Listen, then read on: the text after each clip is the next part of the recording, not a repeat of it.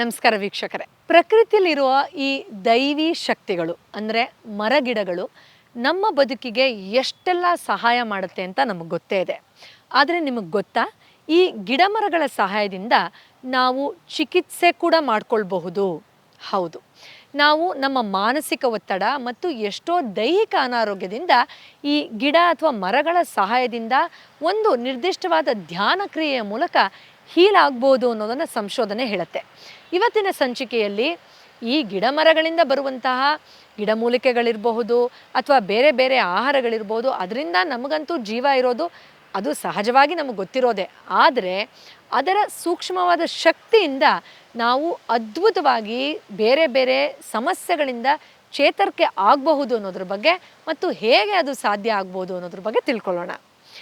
ನಮಗೆ ಎಲ್ರಿಗೂ ಗೊತ್ತೇ ಇದೆ, ನಾವು ತಗೊಳ್ಳುವಂತಹ ಗಾಳಿ ಇರಬಹುದು, ಆಹಾರ ಇರಬಹುದು ಅಥವಾ ಔಷಧ ರೀತಿ ತಗೊಳ್ಳುವಂತಹ ಎಷ್ಟೋ ಗಿಡಮೂಲಿಕೆಗಳಿರಬಹುದು ನಮಗೆ ಎಷ್ಟೆಲ್ಲ ಸಹಾಯ ಮಾಡುತ್ತೆ. ಆದರೆ ಸ್ವಲ್ಪ ಆಧ್ಯಾತ್ಮಿಕವಾಗಿ ಸೂಕ್ಷ್ಮವಾಗಿ ಗಮನಿಸಿದ್ರೆ ನಮ್ಮ ಪೂರ್ವಜರ ಕಾಲದಿಂದಲೂ ಈ ಗಿಡ ಮರಗಳಿಗೆ ಒಂದು ದೈವಿ ಶಕ್ತಿ ಇರೋ ಹಾಗೆ ಮತ್ತು ಅದರ ಲಾಭವನ್ನು ನಾವು ಹೇಗೆ ಪಡ್ಕೊಳ್ಬಹುದು ಅನ್ನೋದ್ರ ಬಗ್ಗೆ ಸಾರಿ ಸಾರಿ ಹೇಳಿದ್ದಾರೆ. ಒಂದು ಮರದ ಕೆಳಗಡೆ ಹೋಗಿ ದೀಪ ಹಚ್ಚೋದಿರಬಹುದು, ಅದರ ಸುತ್ತ ಒಂದು ದಾರ ಸುತ್ತೋದಿರಬಹುದು ಅಥವಾ ಅಲ್ಲಿ ಹೋಗಿ ಪ್ರಾರ್ಥನೆ ಮಾಡೋದಿರಬಹುದು. ಅಷ್ಟೇ ಯಾಕೆ, ನಾವು ಎಷ್ಟೋ ಸಾಧು ಸಂತರು ಕೆಲವೊಂದು ಮರಗಳ ಕೆಳಗಡೆ ಕೂತರು, ಅದರಿಂದ ಅವರಿಗೆ ಜ್ಞಾನೋದಯ ಸುಲಭ ಆಯಿತು, ಆಧ್ಯಾತ್ಮಿಕ ಅನುಭವಗಳು ಬಂತು ಅಂತ ಎಷ್ಟೋ ಕಥೆಗಳನ್ನು ಕೇಳಿದ್ದೀವಿ ಅಲ್ವಾ. ಇನ್ಫ್ಯಾಕ್ಟ್ ಸ್ವಲ್ಪ ಸೂಕ್ಷ್ಮ ಜೀವಿಗಳಾಗಿ ನಾವು ಬದುಕಿದ್ರೆ ನಮ್ಮಲ್ಲಿ ಎಷ್ಟೋ ಜನಕ್ಕೆ ಆ ಗಿಡ ನನ್ನ ನೋಡಿ ನಗ್ತಾ ಇದೆಯೇನೋ, ನನಗೆ ಪ್ರೀತಿ ಕೊಡ್ತಾ ಇದೆಯೇನೋ ಅಂತ ತುಂಬ ಡೀಪಾಗಿ ಫೀಲ್ ಮಾಡ್ತಾರೆ. ಇನ್ನು ಕೆಲವರು ಒಂದು ಮರ ಕಡಿದ್ರೆ ಒಂದು ಮನುಷ್ಯನೇ ಸತ್ತೋಗೋ ರೀತಿ ತುಂಬ ನೋವು ಮಾಡ್ಕೊಳ್ತಾರೆ. ನಮ್ಮಲ್ಲಿ ಎಷ್ಟೋ ಜನಕ್ಕೆ ಆ ಅನುಭವ ಆಗಿರುತ್ತೆ. ಇದೆಲ್ಲ ಒಂದು ಕಡೆಗಾದರೆ ಸೈನ್ಸ್ ಕೂಡ ಖಂಡಿತವಾಗಿಯೂ ಗಿಡ ಮರಗಳು ಅತ್ಯಂತ ಸೂಕ್ಷ್ಮವಾಗಿ ನಮ್ಮ ಭಾವನೆಗಳ ಜೊತೆ ಸ್ಪಂದಿಸುತ್ತೆ, ನಮಗೆ ಅದು ಹೊರಗಡೆಯಿಂದ ನೋಡಿದ್ರೆ ಗೊತ್ತಾಗೋದಿಲ್ಲ ಅಂಥೇಳಿ ಎಷ್ಟೋ ಎಕ್ಸ್ಪೆರಿಮೆಂಟ್ಗಳನ್ನು ಮಾಡಿದ್ದಾರೆ. ಅದರಲ್ಲಿ ಯಾರು ಗಿಡಕ್ಕೆ ಯಾವಾಗಲೂ ನೀರು ಹಾಕ್ತಾರೋ ಆ ಓನರ್ ಬಂದಾಗ ಗಿಡಗಳಲ್ಲಿ ಹೆಚ್ಚು ಎನರ್ಜಿ ಪಾಸ್ ಆಗೋ ಥರ, ಅಥವಾ ಯಾವಾಗಲೂ ಒಂದು ಸುಂದರವಾದ ಸಂಗೀತವನ್ನು ಅವರು ಹಾಡ್ತಾ ಇರೋ ಹಾಗೆ ಸೂಕ್ಷ್ಮವಾಗಿ ಕೇಳಿಸ್ಕೊಳ್ಳುವಂತಹ ಅಥವಾ ಆ ಶಬ್ದಗಳನ್ನು ಕೇಳಿಸ್ಕೊಳ್ಳೋಕ್ಕೆ ಸಾಧ್ಯ ಇದೆ ಅನ್ನುವಂಥ ಇನ್ಸ್ಟ್ರೂಮೆಂಟ್ಗಳನ್ನು ಕಂಡುಹಿಡಿದವರು ಆಗಿರಬಹುದು, ಅಥವಾ ಯಾರಾದರೂ ಒಂದು ಸಿಸರ್ ಅಥವಾ ಕತ್ತಿ ತಗೊಂಡು ಆ ಮರ ಅಥವಾ ಗಿಡದ ಹತ್ತಿರ ಬಂದರೆ ಅಯ್ಯಯ್ಯೋ ನನ್ನನ್ನು ಸಾಯಿಸಕ್ಕೆ ಬರ್ತಾ ಇದ್ದಾರೆ ಅಂತ ಆ ಪ್ಯಾನಿಕಲ್ಲಿ ಡಿಸ್ಟರ್ಬ್ ಆಗೋ ಥರದ ಎನರ್ಜಿಯನ್ನು ಅವರು ಎಮಿಟ್ ಮಾಡೋ ಥರದ್ದಾಗಿರಬಹುದು. ಇದನ್ನೆಲ್ಲ ಸೂಕ್ಷ್ಮವಾಗಿ ಕಂಡುಹಿಡಿದಿದ್ದಾರೆ. ಬಟ್ ಇವತ್ತು ನಾನು ನಿಮಗೆ ಇದರ ಮೂಲಕ ಹೀಲಿಂಗ್ ಕೂಡ ಆಗತ್ತಂತೆ ಅನ್ನುವಂಥ ವಿಷಯವನ್ನು ಹೇಳ್ತೀನಿ. ಇದು ಸಂಶೋಧನೆ ಮಾಡಿ ಎಷ್ಟೋ ದೇಶಗಳಲ್ಲಿ ಹೌದು, ಮಾನಸಿಕವಾಗಿ ಕುಗ್ಗಿರೋರು, ಭಯದಲ್ಲಿರೋರು, ಆತಂಕದಲ್ಲಿರೋರು ಅಥವಾ ಒಂದು ರೀತಿ ಆಂಗ್ಸೈಟಿ ಚಡಪಡಿಕೆಯನ್ನು ಅನುಭವಿಸ್ತಾ ಇರೋರು, ಡಿಪ್ರೆಸಿವ್ ಮೈಂಡ್ಸೆಟ್ಟಲ್ಲಿರೋರು, ಅಷ್ಟೇ ಯಾಕೆ ಯಾವುದೋ ಒಂದು ರೀತಿ ಕ್ರಾನಿಕ್ ಡಿಸೀಸಸ್ಸಿಂದ ಬೇಗ ರಿಕವರ್ ಆಗೋಕ್ಕೂ ಕೂಡ ಈ ಮರದ ಧ್ಯಾನದ ಸಹಾಯವನ್ನು ಅಥವಾ ಟ್ರೀ ಹಗ್ಗಿಂಗ್ ಅಂದರೆ ಒಂದು ಮರವನ್ನು ಅಥವಾ ಗಿಡವನ್ನು ಅಪ್ಕೊಳ್ಳೋದ್ರಿಂದ ತಪ್ಪಿಕೊಂಡು ಧ್ಯಾನ ಮಾಡೋದ್ರಿಂದ ಸಾಧ್ಯ ಆಗುತ್ತೆ ಅಂತ ಹೇಳ್ತಾರೆ. ಇದರಲ್ಲಿ ಎಷ್ಟೋ ಸಂಶೋಧನೆಗಳಲ್ಲಿ ಬಿ ಪಿ ಇರಬಹುದು ಅಥವಾ ಬೇರೆ ಬೇರೆ ಥರದ ಹಾರ್ಟ್ ಪ್ರಾಬ್ಲಮ್ಗಳಿರಬಹುದು ಅಥವಾ ನಿದ್ರಾಹೀನತೆ ಇರ್ಬೋದು, ಮಾನಸಿಕವಾಗಿ ವಿಚಿತ್ರವಾದ ಸಮಸ್ಯೆಗಳಿರ್ಬೋದು, ಇದರಲ್ಲಿ ಬೇಗ ಬೇಗ ರಿಕವರ್ ಆಗಿದ್ದಾರೆ ಟ್ರೀ ಹಗ್ಗಿಂಗ್ ಅಥವಾ ಒಂದು ಗಿಡ ಅಥವಾ ಮರದ ಜೊತೆ ಕೂತು ಧ್ಯಾನ ಮಾಡಿದವರು ಅನ್ನೋದನ್ನು ಪ್ರೂವ್ ಮಾಡಿದ್ದಾರೆ. ಹಾಗಾದರೆ ಇದನ್ನು ಹೇಗೆ ಮಾಡೋದು? ನಾನು ನಿಮಗೆ 2 ನಿರ್ದಿಷ್ಟವಾದ ಪದ್ಧತಿಗಳನ್ನು ಅಥವಾ ಧ್ಯಾನ ಕ್ರಿಯೆಗಳನ್ನು ಇವತ್ತು ಹೇಳ್ಕೊಡ್ತೀನಿ. ಇದು ನನ್ನ ಅನುಭವದಲ್ಲಿ ನಾನು ಕೂಡ ಅನುಭವಿಸಿರೋದು, ಅಥವಾ ಟ್ರೀಟ್ಮೆಂಟ್ ಮಾಡಬೇಕಾದ್ರೆ ಎಷ್ಟೋ ಥೆರಪಿ ಕ್ಲೈಂಟ್ಸ್ಗಳಿಗೆ ಇದನ್ನು ಹೇಳಿಕೊಟ್ಟು ಅವರು ಅಮೋಘವಾದ ಆಹ್ಲಾದಕರ ಅನುಭವಗಳನ್ನು ಹಂಚ್ಕೊಂಡಿರೋದನ್ನು ನೋಡಿರೋದ್ರಿಂದ ಇದು ಖಂಡಿತವಾಗಿಯೂ ವರ್ಕ್ ಆಗತ್ತೆ ಅನ್ನೋ ಕಾನ್ಫಿಡೆನ್ಸ್ ನನಗಿದೆ. ಆದರೆ ಈ ಒಂದು ಸೂಕ್ಷ್ಮ ಮನೋಭಾವನೆ ಮತ್ತು ಆ ಮರಗಿಡಗಳಲ್ಲೂ ಒಂದು ದೈವತ್ವನ ನೋಡೋ ಅಷ್ಟು ಸೂಕ್ಷ್ಮತೆ ನಿಮ್ಮಲ್ಲಿ ಇರಬೇಕು ಅಷ್ಟೆ. ಇಲ್ಲ ಅಂದರೆ ಎಲ್ಲವೂ ಏನೋ ಒಂದು ವಸ್ತು ಥರ ಅಥವಾ ಬಳಕೆಗೆ ಬರುವಂಥ ಯಾವುದೋ ಪದಾರ್ಥ ಥರ ಕಾಣಿಸುತ್ತೆ ಅಷ್ಟೆ. ಬಟ್ ಅಷ್ಟೊಂದು ಮಂದ ಬುದ್ಧಿಯವರು ನಾವು ಆಗಬಾರ್ದು, ಏನಂತೀರಾ? ಎಸ್. ಸೊ ಮೊದಲನೇದು ತುಂಬ ಸುಲಭ. ನಿಮಗೆ ನಿಮ್ಮ ಮನೆ ಹತ್ರನೇ ಅಥವಾ ನಿಮ್ಮ ತೋಟದಲ್ಲೇ ಅಥವಾ ನಿಮಗೆ ತುಂಬ ಪ್ರೀತಿಯಾಗಿರುವಂಥ ಯಾವುದಾದ್ರೂ ಮರ ಕಂಡು ಬಂದು ಅದರ ಕಡೆ ಒಂದು ವಿಶೇಷವಾದ ಒಲವಿದ್ದರೆ ಅದನ್ನು ಕೂಡ ನೀವು ಚೂಸ್ ಮಾಡಬಹುದು. ಇಲ್ಲ ಅಂದರೂ ಯಾವುದಾದ್ರೂ ಮರವನ್ನು ನೀವು ಚೂಸ್ ಮಾಡಿ ಅದನ್ನು ಬಾಚಿ ತಪ್ಕೊಳ್ಬಹುದು. ಇಲ್ಲಿ ನಾನು ಹಾಸ್ಯಾಸ್ಪದವಾಗಿ ಕೆಲವ್ರಿಗೆ ಹೇಳ್ತಾ ಇರ್ತೀನಿ, ಈಗಂತೂ ಎಷ್ಟು ಕ್ರೂರಿಗಳಾಗ್ಬಿಟ್ಟಿದ್ದಾರೆ ಕೆಲವರು ಅಂದರೆ, ಆ ಮರಗಳಿಗೆ ಮೊಳೆ ಚುಚ್ಚಿ ಅವ್ರದ್ದೇನೋ ಅಡ್ವರ್ಟೈಸ್ಮೆಂಟ್ ಮಾಡ್ಕೊಳ್ತಾರೆ. ಸೊ ಸ್ವಲ್ಪ ಹುಷಾರು, ಮೊಳೆಗಳೇ ಚುಚ್ಚಿರ್ತಾರೆ.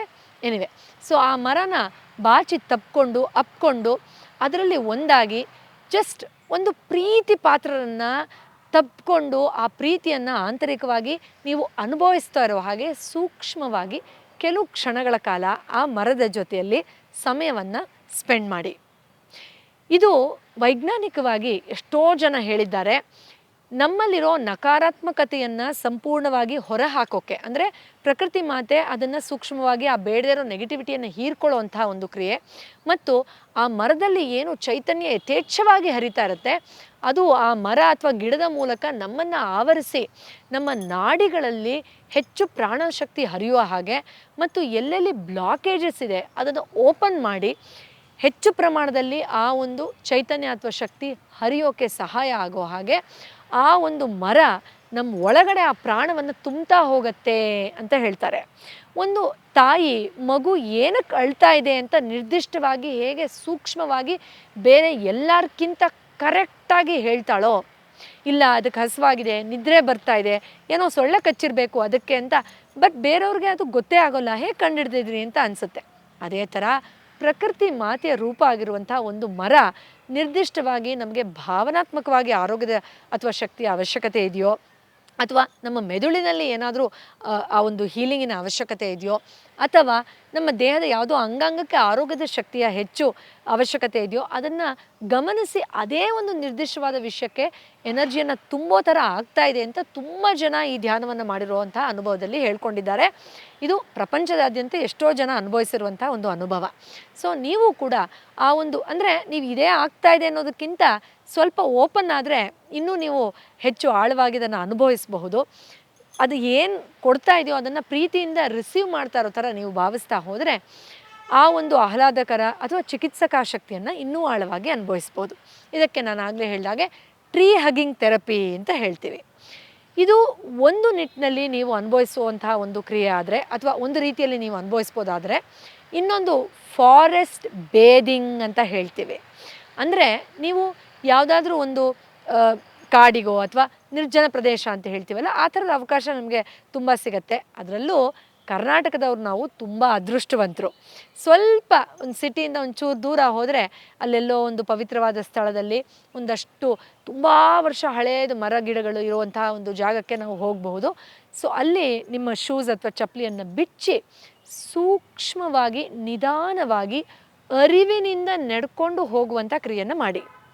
ಹೌದು, ತುಂಬ ಸೂಕ್ಷ್ಮವಾಗಿ ಹುಲ್ಲಿನ ಮೇಲೆ ನಿಮ್ಮ ಪಾದ ಹೇಗೆ ನೀವು ಅದನ್ನು ಸ್ಪರ್ಶ ಮಾಡ್ತಾ ಇದ್ದೀರಾ, ಹೇಗೆ ಭೂಮಿ ಜೊತೆ ಅದರ ಅನುಭವ ನಿಮಗೆ ಬರ್ತಾ ಇದೆ, ಹೇಗೆ ಸೂಕ್ಷ್ಮವಾಗಿ ಪಕ್ಷಿಗಳ ಚಿಲಿಪಿಲಿ ಕೇಳಿಸ್ತಾ ಇದೆ, ಅಲ್ಲಿ ಏನೋ ಇನ್ನೊಂದು ಯಾವುದೋ ಪ್ರಾಣಿದು ಶಬ್ದ ಕೇಳಿ ಬರ್ತಾ ಇದೆ, ಗಾಳಿ ಬೀಸಿದಾಗ ಒಂದೊಂದು ಎಲೆಯಲ್ಲೂ ಯಾವ ಥರದೊಂದು ಶಬ್ದ ಮೂಡಿ ಬರ್ತಾ ಇದೆ, ಹೂವಿನಿಂದ ಎಂಥ ಸುಂದರವಾದ ಸುಗಂಧ. ಇನ್ಫ್ಯಾಕ್ಟ್ ನೀವು ಸ್ವಲ್ಪ ಈ ಥರದ ಫಾರೆಸ್ಟ್ ಅಥವಾ ಕಾಡು ಆ ಥರದ ಪ್ರದೇಶಕ್ಕೆ ಹೋದರೆ ಮರದಿಂದ ಕಾಡದೇ ಒಂದು ಸ್ಮೆಲ್, ಒಂದು ಸುಗಂಧ ಡಿಫ್ರೆಂಟಾಗಿ ಬರುತ್ತೆ. ಅದನ್ನು ಸೂಕ್ಷ್ಮವಾಗಿ ಗಮನಿಸೋದಾಗಿರಬಹುದು. ಈ ಥರ ಎಲ್ಲ ಮಾಡ್ತಾ ನಿಧಾನವಾಗಿ ಒಂದು ನಿರ್ದಿಷ್ಟವಾದ ಜಾಗದಲ್ಲಿ ಹೋಗಿ ಕೂತ್ಕೊಳ್ಳಿ. ಯಾವುದನ್ನು ಜಡ್ಜ್ ಮಾಡದೆ, ಓವರ್ ಥಿಂಕ್ ಮಾಡದೆ, ಓವರ್ ಅನಲೈಸ್ ಮಾಡದೆ. ಅಂದರೆ ನಮ್ಮ ಬುದ್ಧಿಗೆ ಏನು ಅಂದರೆ ಎಲ್ಲದಕ್ಕೂ ಒಂದೊಂದು ಹೆಸರು ಕೊಟ್ಬಿಡ್ಬೇಕು ಅಂತ ಆ ಥರ, ಚೆನ್ನಾಗಿದೆ ಚೆನ್ನಾಗಿಲ್ಲ ಆ ಥರ ಯಾವುದು ಯೋಚನೆ ಮಾಡದೆ ಜಸ್ಟ್ ಅಬ್ಸರ್ವ್ ಮಾಡಿ.